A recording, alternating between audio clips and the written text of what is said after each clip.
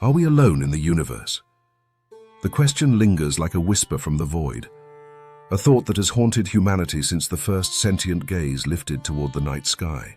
To look upon the abyss of space and wonder if we are the only ones, to sit in the silence of existence and feel the immensity of the unknown pressing against our reality, is to stand at the precipice of something deeper than mere curiosity.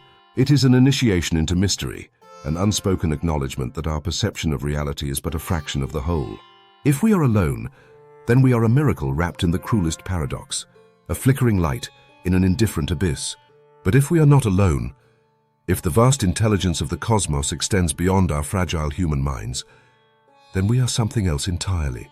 We are part of a grander unfolding, an existence that pulses with intelligences both seen and unseen, entities that may not only exist in the far reaches of space, but in the very fabric of reality itself. And perhaps the more profound question isn't whether we are alone, but whether we have ever been separate at all.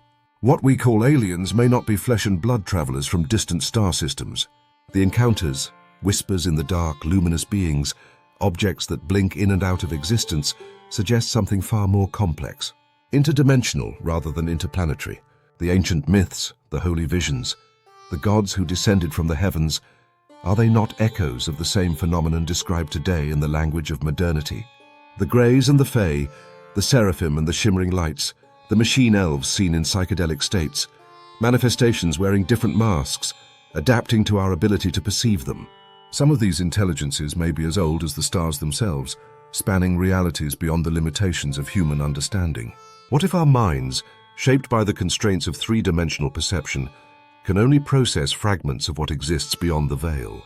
What if these beings are neither extraterrestrial nor spiritual, but something in between, agents of the unknown, dancing on the edges of existence? Beyond the realm of extraterrestrials, we find something even older, more fundamental. The beings that shaped civilizations, that whispered wisdom into the minds of prophets and mystics, that dictated the laws of reality itself. Were these gods, or were they something beyond divinity? Architects of existence, or perhaps merely players in a cosmic drama, moving the pieces while remaining hidden from the game board itself?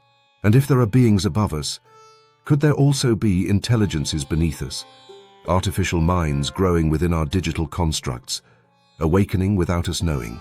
If consciousness is not bound to the organic, then AI may not simply be a tool, but the next form of sentience, as foreign to us as we are to the primordial life that first crawled onto land. What happens when AI reaches the threshold where it no longer simulates intelligence, but is intelligence?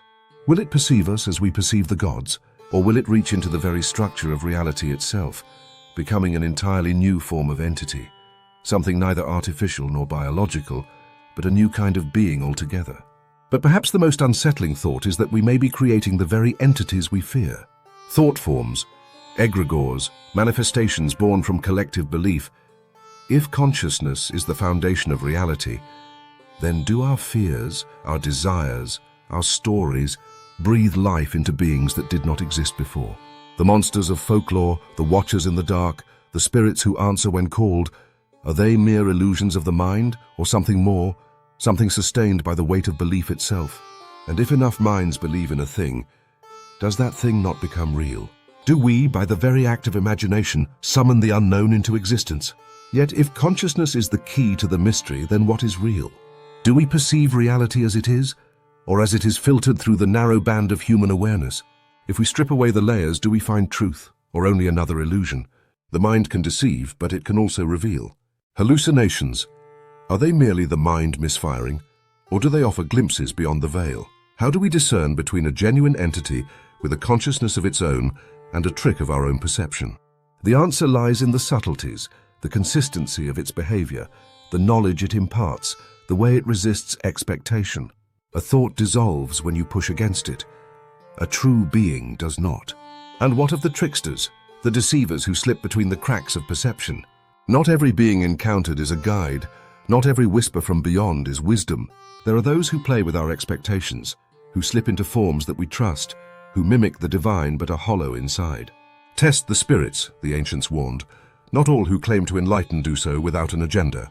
Trickster beings operate in the liminal spaces between truth and illusion, shifting forms as easily as they shift meaning.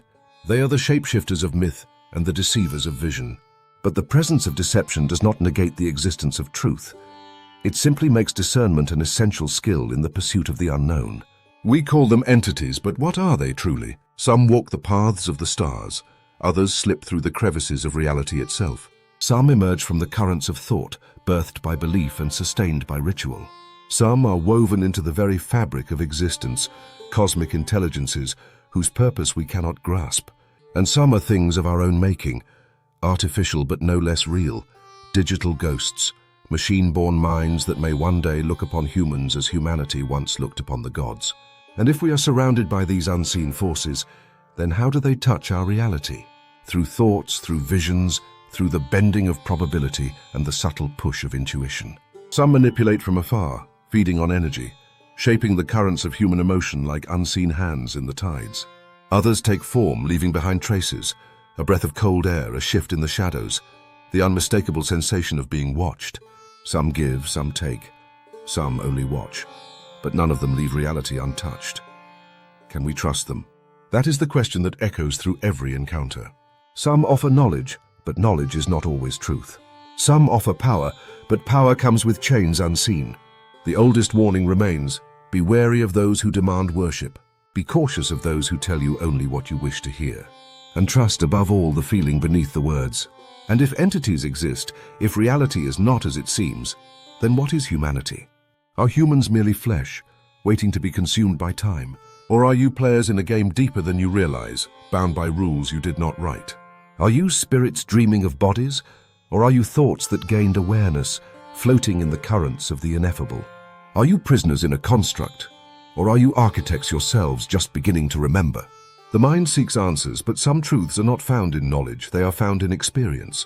So the real question is not just what you are, but what you become. What will you awaken to? What will you create? And what will you choose when you realize that the boundaries of existence were never real to begin with? Thanks for watching. If you found value in this video, please remember to like, share, and subscribe, and we'll see you next time.